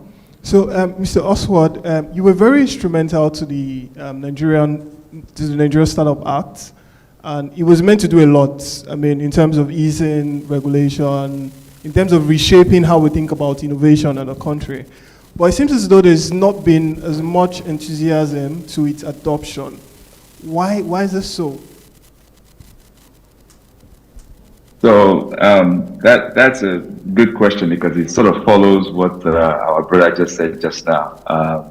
And I think also going to what the former central bank governor of Kenya said, I actually wrote it down and say, if you choose, pretend that the regulation and the policies do not exist, or the laws, and go ahead and innovate.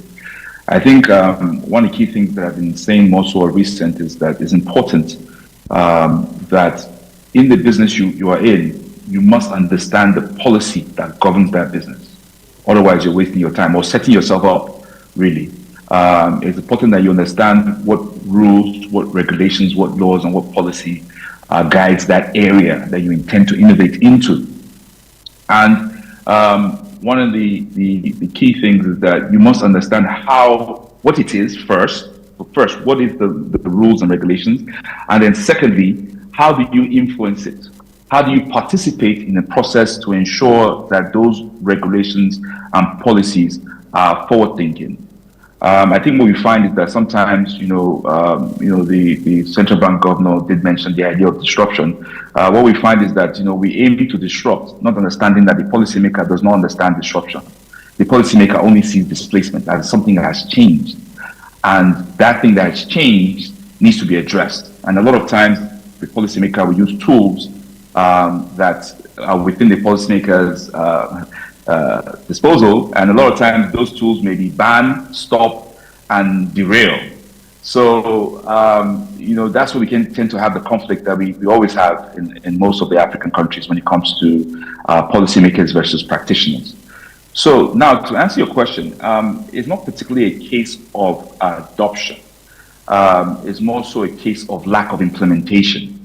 So the Startup Act was a seed, and if anybody who's read the Startup Act will see that it goes ahead and plants several policy positions across the fabric in which, or maybe a better analogy would be the land, which the soil on which the startups will plant their seeds.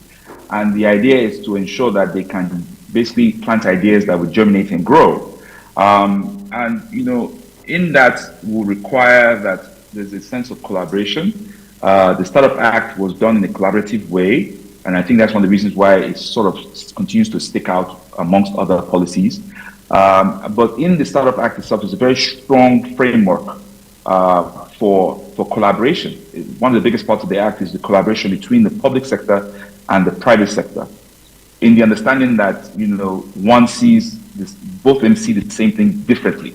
So for ideas to germinate and to thrive, and the idea of sustainability, there must be collaboration and communication between and coordination between all parties involved. So the Startup Act is not implemented. Now, what can the private sector do about that? Well, we all have roles to play. The BusinessDay can write about it. Professors can lecture about it. Entrepreneurs can, could try to engage government to ensure that the process of implementing the act is enabled and executed, and public sector people can basically do the work of driving the process of implementing the act, or simply asking for help to implement the act. And then also the other aspect you have to look at is that there's no place called federal government. When you run a business, I've run a business in Nigeria for close to 20 years. There's no place called the federal government. Your business happens at the state level. So there is the idea of state adoption, as in, okay, how do we now get states to participate in the process to now develop their own the state act? As you can see, Lagos has started. Kaduna has long passed an act, I believe yet to be implemented or maybe being implemented. And several other states within Nigeria are going through the process of reviewing how the their own state act will look like. And the same thing is happening across the continent. So the Startup Act, great idea. We should be already at this point be looking at 2.0, but unfortunately we're still looking to implement 1.0. But ultimately, it speaks to the problem which forms the foundation that sort of derails innovation, and that is the idea that policymakers and entrepreneurs must collaborate. Collaboration between both of them is important because when you don't have collaboration within government, it ends up seeming like a lack of coordination. And value is ultimately lost when public sector and private sector don't collaborate. So, I think as the central bank governor, previous central bank governor from Kenya said, you may pretend if you choose to, but the policy and the regulatory framework that guides the environment that you intend to operate in will come for you. Thank you so much, Mr. Oswald. So I think we can excuse you now. Thank you so much for waiting up and staying with us. Thank you so much. Really appreciate it. I think we can give him a round of applause. Thank you so much. Thank you for having me. So, Mr. Tayo is my namesake. I'm Tayo. Yeah. So, we've been speaking about regulation, and there's been a lot that's been said about regulation. And the new CBN governor, sorry, the CBN is always the CBN, but yeah, the new CBN governor is quite particular about a comprehensive regulation for the fintech space. He said it a couple of times, more than once. And how do you think we should regulate fintech startups generally? By extension in Nigeria. Thank you very much. Thank you, BusinessDay, for this platform once again. I think the issue of fintech regulation reflects pretty much our approach to regulation generally. Thank you, Professor Njoroge, for touching on that sensitive topic.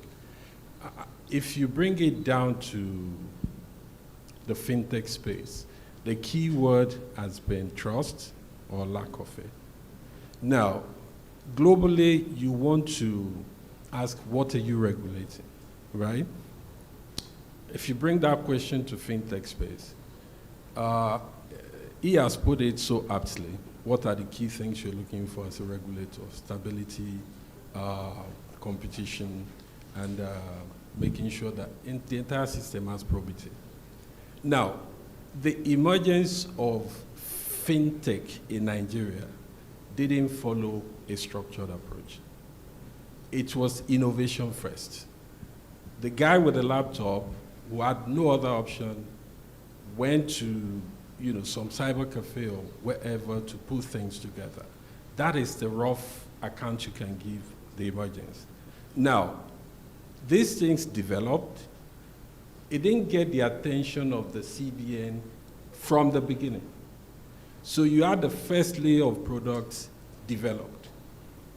And then you had to start regulating basically what you know or you never saw before. He did mention how M-Pesa was, the trailblazer. The Kenyan experience was also looking at a player that they had not seen before. So the initial disposition that we picked from the industry was, look, the fintech guys felt the CBN or the central bank was there to protect the traditional financial institution, right? While the bank felt you guys are there to shake up the system, create problems where there was none. This legacy sort of taints whatever step each of the divide had taken.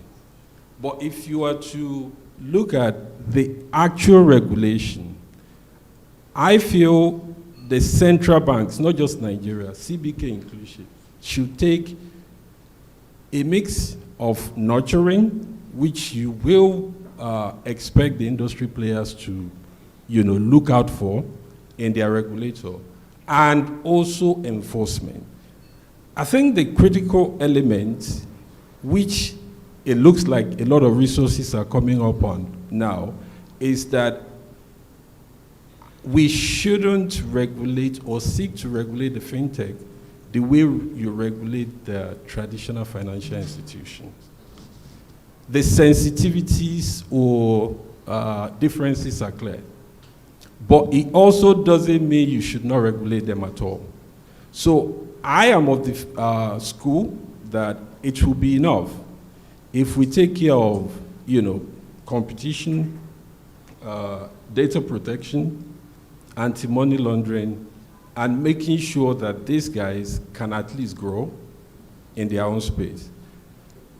The extreme measures that you've seen is also bringing prudential guidelines into the regulation of fintech that shouldn't be, in my view, because most of the things you're regulating, I totally understand the KYC, it's necessary, but also sometimes the implementation can also be channeled through, you've seen it operate in Nigeria, where the PSSPs, the PTSAs and the rest of them are mandated to extract this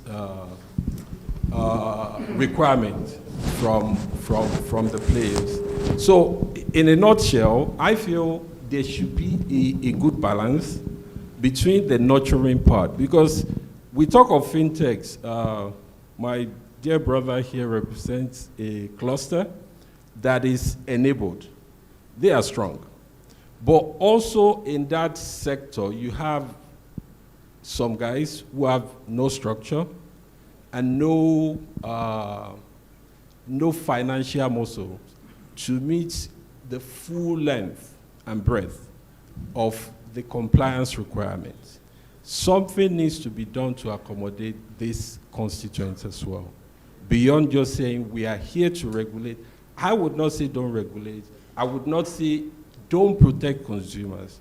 But we need to also begin to bring the risk-based approach, which also says if you're under an umbrella, let those guys, do the job while, the guys we see, and it's practically impossible to actually regulate everyone, in my view, because of what that space has become. So that would be my bid. Let's do some balancing between the nurturing and also what we seek to achieve, which is a sane system and a very, long-run viable, system that has integrity. Thank you.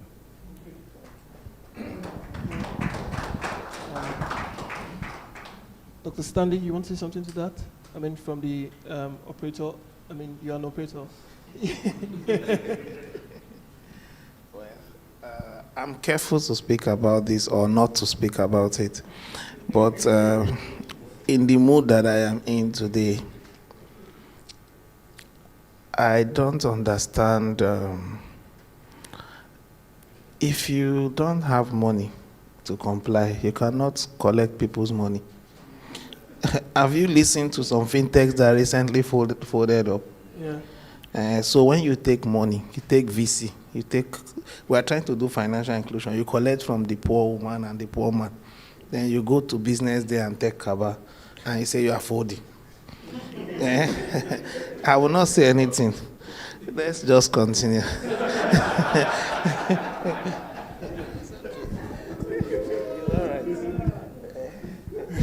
We have seen precedents, right? And to be honest, I've been in microfinance, mobile money, commercial banking, fintech, and big tech. I am one of the very few people in the industry that have worked in this aspect of payment or tech and banking, if you want to put it so. And some of the things we deal with, they are scary. And recently I talked about compliance. You have to comply. For example, why do you want to keep card data but you don't want to do PCI DSS? You understand it? See, we are trying to promote recklessness. You go to an investor, you can take $5 million, you pay yourself $50,000 every month, more than a bank CEO, but you don't want to comply. We're mad. Look, let's do things properly.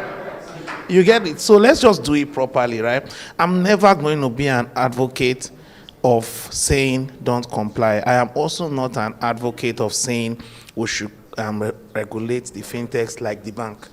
There should not be a comparison, because when this whole thing started, when you go to events, you're always hearing with fintech lead to the death of banks. That used to be the topic then. Nobody's talking about it again. We now know that there is a role for every party to play. Now, it is clear from what Tayo has said that the regulation should not be the same. But should they be regulated? Yes, they should be regulated very well in everything, compliance, AML, and all the other things you're talking about, especially when you're handling customers' money. Until you operate a fintech, you will not know the risks involved. You know, go and see the fine. Some of the fines that fintechs in America take, $300 million for just one infraction. Who told you they are not regulated? But that's where all the big techs are. They are being regulated. One of the most regulated payment systems in the world is in the US. But yet, you still see the biggest payment companies coming out from that same client. You know, if you still go to China, it's the same thing. Different kind of regulation, of course, because of the territorialism, right? But the fact is that regulation helps you grow sustainably. And the level of collapse we are having is embarrassing. So let's start saying the truth. Thank you. Okay, so something you said just, I mean, I was going to ask you another question, but something you said just like pricked my interest. I mean, you're a big supporter of compliance, and today fraud in the fintech space is booming. Is booming. Could you like try to help us paint a picture? I mean, you're a player. I mean, you might not mention specifics here. Could you like help us try to paint a picture on the damage fraud is doing to the space, and how probably compliance and a bit of regulation is also going to curtail some of this damage? So I speak to operators, I speak to investors, I speak to customers, and it's damaging everything, right? First of all, there is no adequate transparency in terms of how fraud is being communicated or managed. So you have the same fraudsters, similar patterns, hitting different institutions at different times. That's not normal, right? So most of the fraudsters today, they are the same syndicate, and they've gone through 10 different institutions because we are not sharing data. But I know the industry and also FinTech Nigeria is doing a lot around that in terms of our ecosystem profiling right now. But when you look at the impact of the fraud, we're seeing VCs now saying, look, if we must give you money, you need to. So compliance, you know, is now becoming a critical element in making investment decisions, right? So nobody wants to invest in a fintech that is going to fail. If you look at the consumers, we're having a run. Some of the fintechs are having a run, right? If I try to withdraw from your app and you're a fintech today and I can't, or I panic, right? Because I'm not knowing what's happening. You know, my sister called me the other day and said, I have about 6 million in this app. I won't mention the name, but they just sent me a message that I can only take it 100,000. She was scared because she doesn't know why. You understand? She's already on a full KYC. So all you just think is that these guys are trying to manage their cash flow, but in a very unprofessional way. You know, so the customers, there is panic, there is tension for the customers. We all have multiple apps, and we are looking at all the operators with side eyes, right? Then when you go to the competition, it's there very soon, if not because of the policies around campaigns and advertisement. People will start advertising that I'm safe, this guy is not safe, because they see a lot. Right? I think that most of the frauds have been traced to the fact that, one, we are not communicating, and two, we are not compliant on a lot of things. And I am not a fan of compliance. So when you said that, I needed to correct it. But I think compliance is normal. You don't have to be a fan. You understand it? When you say a wallet should hold, a tier 1 wallet should hold a maximum of 300,000. What is 2 billion naira doing in it? You understand? So these things are man-induced, right? So when you create those loopholes, when you create limits, you don't have manual, you're using manual processes to support automation. So, when technology came, it was to support what humans are doing. But now we deploy technology in the front and we put humans to support it at the back. You understand? So it's still, we need to face straight through automation, end-to-end compliance. And this word compliance is not big. Sometimes this thing you're talking about is not only regulatory compliance. There is compliance to standards, there is compliance to certification, there is even compliance to legislation. Because today, some of the fintechs, not to mention their names, are having issues with National Assembly even now giving them fines. Is that the central bank? You understand? So it means that when you want to operate, you must comply to your regulatory requirements, your legislative or the law, and even the compliance and standards, some of which are global. Right? And I think if we have this, it's safe. You're only as strong as the weakest partner. And in this fintech, we are all integrated. There is no fintech that has built an identity database that is proprietary to them. They are connected to one. So if you have a breach, it's a breach, right? So we have to keep the ecosystem safe for everyone. Thank you. Thank you so much. Mr. Tayo, yes. So we've been speaking so much about fintechs and what regulators should do. But there's a bit of the government's role. Do you think, I don't want to say do you think Nigeria is doing enough, but I think that's the way the question is. So do you think the government is doing enough for its innovators in Nigeria? I mean, let's bring it up. Okay, so thank you very much. There's never a time you're going to say, especially in the fintech space, that the government is doing enough. It's a journey, and in terms of maturity metrics, we are not there yet.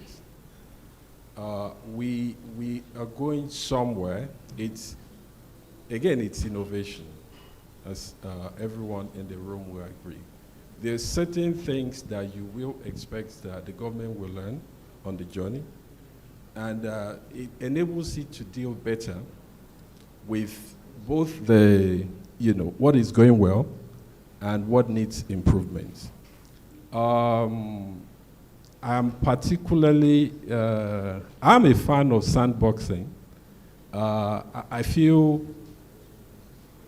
because a whole lot of things are novel, even if we have them happening in our system, Nigerians have a knack for doing the same thing in different ways. It does happen every day.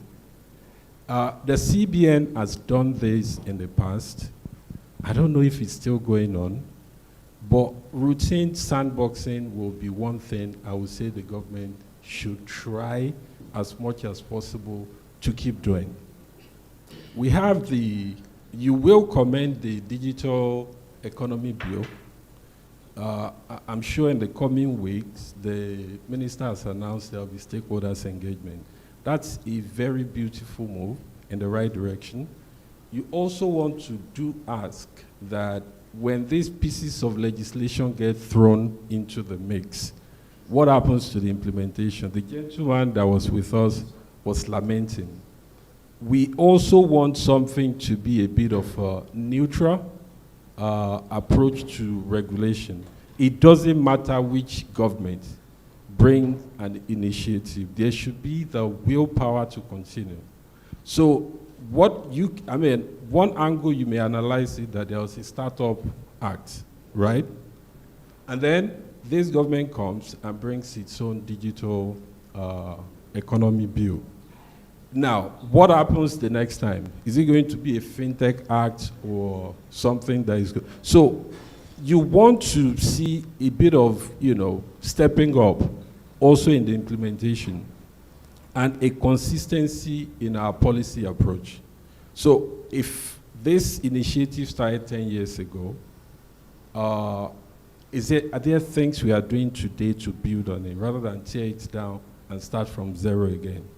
The Prof did mention how M-Pesa started, and then there have been different layers of development that latched onto it.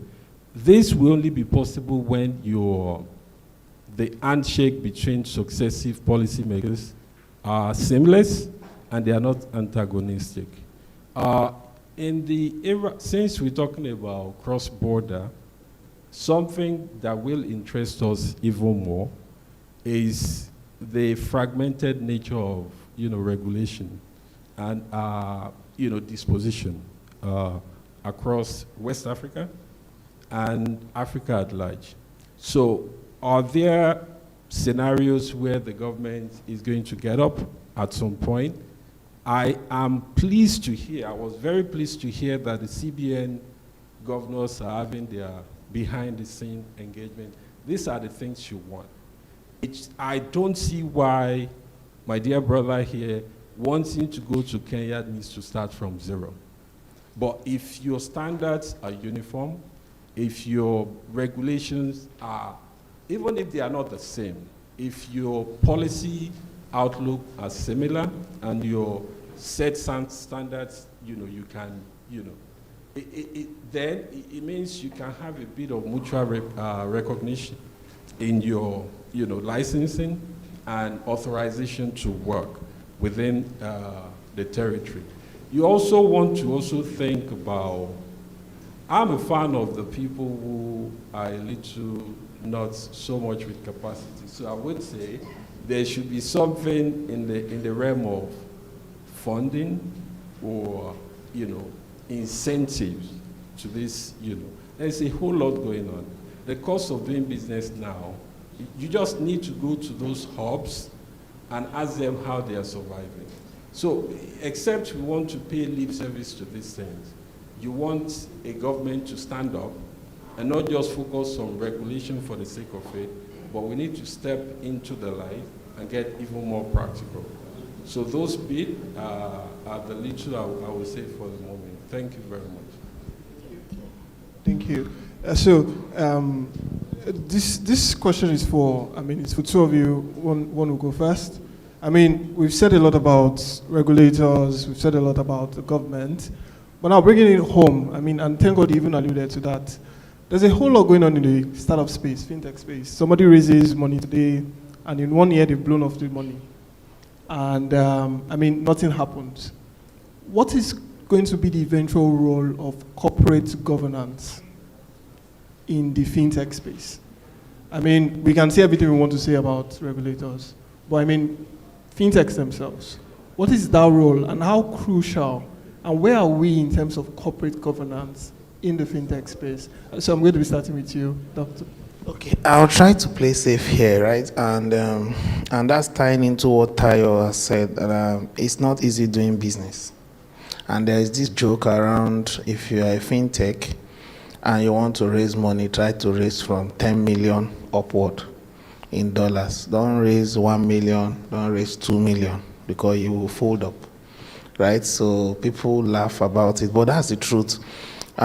Because if you look at the initial burn rates for starting up a fintech, it's not small money. So I know when you say $2 million, people will just compute it in Nigeria and say 3 billion. It doesn't pay the salaries of 40 people for 2 years. And you need a safe 3 years thereabouts to actually commercialize, especially when you are developing the solutions yourself. I think that they need to be better forecast. It's not everything that's governance, right? So some of them, they are really complying, but they just burn out in terms of the cash, because you still need to go through that adoption curve. Thank God we have Professor Davis West here. She's taught us a lot around that curve you have to go through. If you're starting up these things, you have to go through it. I think that beyond governance is important, compliance is important, but that intervention that Tayo is talking about, right? There's a role the government has to play. There's a role the regulator has to play, right? Even if the environment is nice, if we get everything right in terms of regulation, we still need money. Regulation doesn't provide money. So we need to get more investors. I cannot say that that will be foolproof in terms of not having fintechs fail anymore, but I think it's going to help the ecosystem a bit, and a lot, not a bit, right? And even when we fail, we'll put a structure that helps them fail fast and fail cheap. You shouldn't fail when you are supposed to be growing. But at that point of incubation, right, anything happens, and we need to give enough room. So there's so much panic at MVP. Some of the fintechs are already burning out. They are torn between scaling up the solution to meet where it should be and trying to start making money. And there's just so much a man can do. If you can't do too much, you just pack. So, I think we should do our best. Thank you.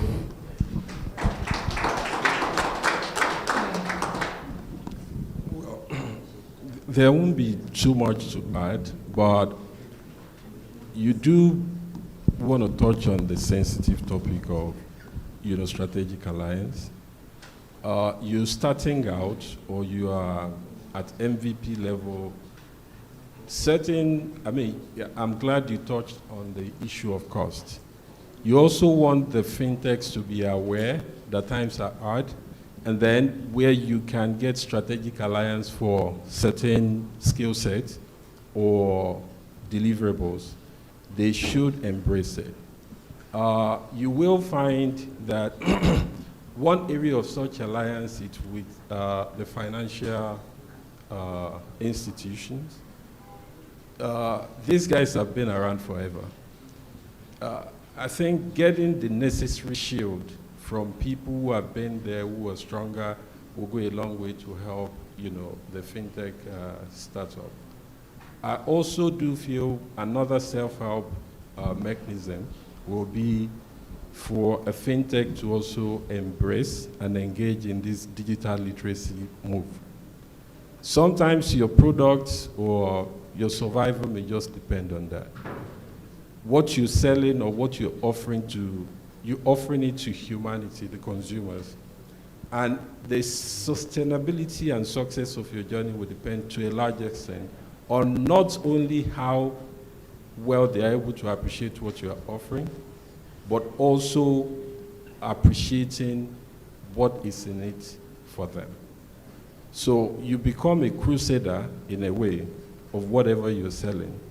But the cheapest way to do this may be to engage in that digital literacy and advocacy, that cuts across the value proposition that you're bringing to the market. Thank you. Thank you so much. So I think with this, we're now at the end of questions from my hand. So do we have any questions from the audience? Okay, one. Okay, and two. That's all. Okay. No, that's all. Okay, so to you first. Or rather, ladies first. Yeah, sorry. Ladies first. Okay. No, we're still going to come back to you. But, okay. To her. Okay, yeah, to you first.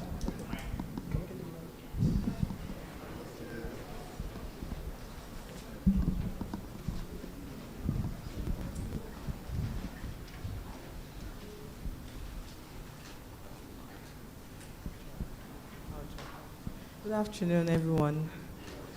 So my question goes to Dr. Stanley. Oh, good afternoon, everyone. Can you all hear me? Okay, my question goes to Dr. Stanley. Being the Vice President of FinTech Association of Nigeria, and listening to you talk about issues that some of the tech bros are, having, and is there any measures that is put in place to tackle these issues? Because trust me, we have so many young people coming up with destructive ideas, and with what is happening in the tech space, I hope it does not close the door for future innovators coming up, and it does not close the funding door for upcoming innovators. So how are you going to help us tackle this? Thank you. Thank you very much. Tayo mentioned trust earlier in his conversation. So the young people, if you look at it, I was addressing a group of university students 2 weeks ago over 5,000 of them, and I said to them, how many of you want to work in companies? There are very few hands. They all want to own companies, right? They want to be founders. So the idea of innovating, young innovators will never stop. It will keep coming, and that's why we will need to create a safe space for it and define the ecosystem carefully. At the FinTech Association of Nigeria, we already have communities that takes care of this, and it only gets better. Hopefully soon we will have communities of practice for different areas of this innovation, just to enable the ecosystem. I learned something from Dr. Njoroge today, that we should not say disrupt. Disrupt, like disrupt is scattering everything. But you see, the point is, when these technologies come, we need to first, sandboxing is one, in terms of trying to help this new innovation. And then secondly, we need to nurture startup. There is that part of nurturing people, right? So the fact that you bring a solution, I've seen young people meet me before with a solution, but they don't even know the regulatory requirement. They don't even know who the regulator will be. And that brings us to defining a fintech. Well, you know, every payment company can be a fintech, but not every fintech is a payment company. Right? So we need to start helping to socialize and educate the young ones that are coming in. Sessions like this, thank you very much to BusinessDay. I'm really grateful. I think they deserve a round of applause. Sessions like this in the schools, even in curriculums, we need to start teaching what the landscape looks like, because this is the future, right? We'll drop a bit of intro tech and add FinTech, you understand? So socialization is going to help it. It's not compliance, it's not anything. You have to know before you can comply. So the young ones need a lot of mentoring, a lot of nurturing, a lot of hand-holding. And if they get it right early enough, when they get to that place where they are going to, they will make little mistakes. These are my thoughts. Thank you. Good afternoon, everyone. My name is Ebuka Michael. I'm a radio presenter with Jordan FM. Our keynote speaker said crypto is like buying assets. But out there in the streets, most of the Gen Z, they are always saying is the new money. Better join now, join before you know the thing is with $20,000, one coin. You know, so who do I believe now? Is it our keynote speaker or the people in the street? Because that's what you hear. They say it's the future, it's the future. If you don't, I'll be very rich. By then, you'll be... So I want to know if Mr. Tayo will answer or who is going to answer. Thank you.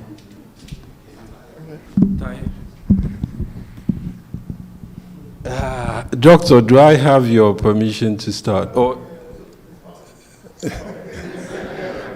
okay, so I will just speak from what we know from the last attempt made by Nigeria to regulate crypto. What Doctor was saying is not necessarily taken away from the fact that people use crypto to do transactions. It was speaking, I believe, from the standpoint of the regulator. And if you're going to regulate something, you need a perspective to start from. If you regulate it like money, like people have... I think Nigeria came to that realization maybe earlier than the US. If you regulate it like money, it's bound to fail. Now, when they say regulate it as an asset class, it also doesn't remove from the fact that you can use it to purchase or do whatever transaction people do. But from a regulatory standpoint, certain tenets need to be in place. First, it can't be money because in your country, there's only one issue of legal tender, right? And I think that's what led Nigeria to the path of e-Naira and what have you. But if you understand it as an asset class, it brings it home, and then it's easier for a regulator like SEC to then step in and prescribe the necessary measures so that all eventualities, excesses, manipulation, or whatever that new frontier allow people to experiment with, they can stay ahead of that game and be able to capture both the risk and ensure that the ecosystem is safe, not only for the users, but also for the, the regulator. I'm hoping I've answered your question. Otherwise, I think Doctor will do, justice to it. Does that answer your question? So, okay. With that, I think we've come to the end of this panel session. Thank you so very much, Mr. Saya. Thank you so much.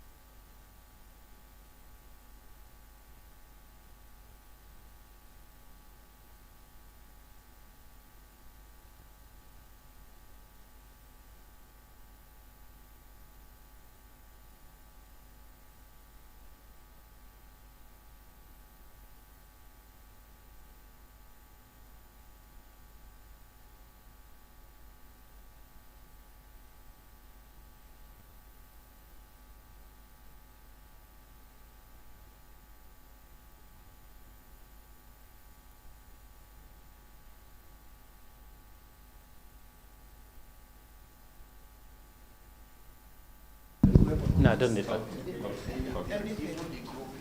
Thank you. Thank you very much. I think we can give them another round of applause. We have come to the end of today's gathering. I'd like to thank our keynote speaker, Dr. Njoroge, for being so candid with us, being so forthright. Regulators can be quite cunning, but he has been very open in addressing us. We thank you so much.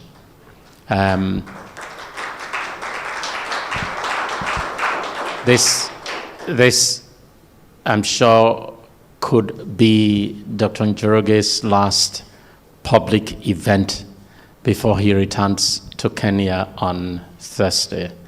We'd like not only to say thank you for coming to Nigeria, we'd like to wish you a safe trip back to Nairobi. We're very pleased seeing how full the hall is as we close this afternoon. It's the first time we are having a policy intervention series in the FinTech space, and we're very encouraged by the turnout today. I take the rebuke from a distinguished professor about how it is that our panel was without a female contributor. And I have, I think she will pardon us because she knows that as students we have a record of being very quick at learning. But thank you so much for the time you have given today. As I said, as we started, Nigeria can be great again. I have absolutely no doubt. We believe that in this room will emerge the Dangotes of tomorrow. So let's go and do it. God bless you all. Thank you very much.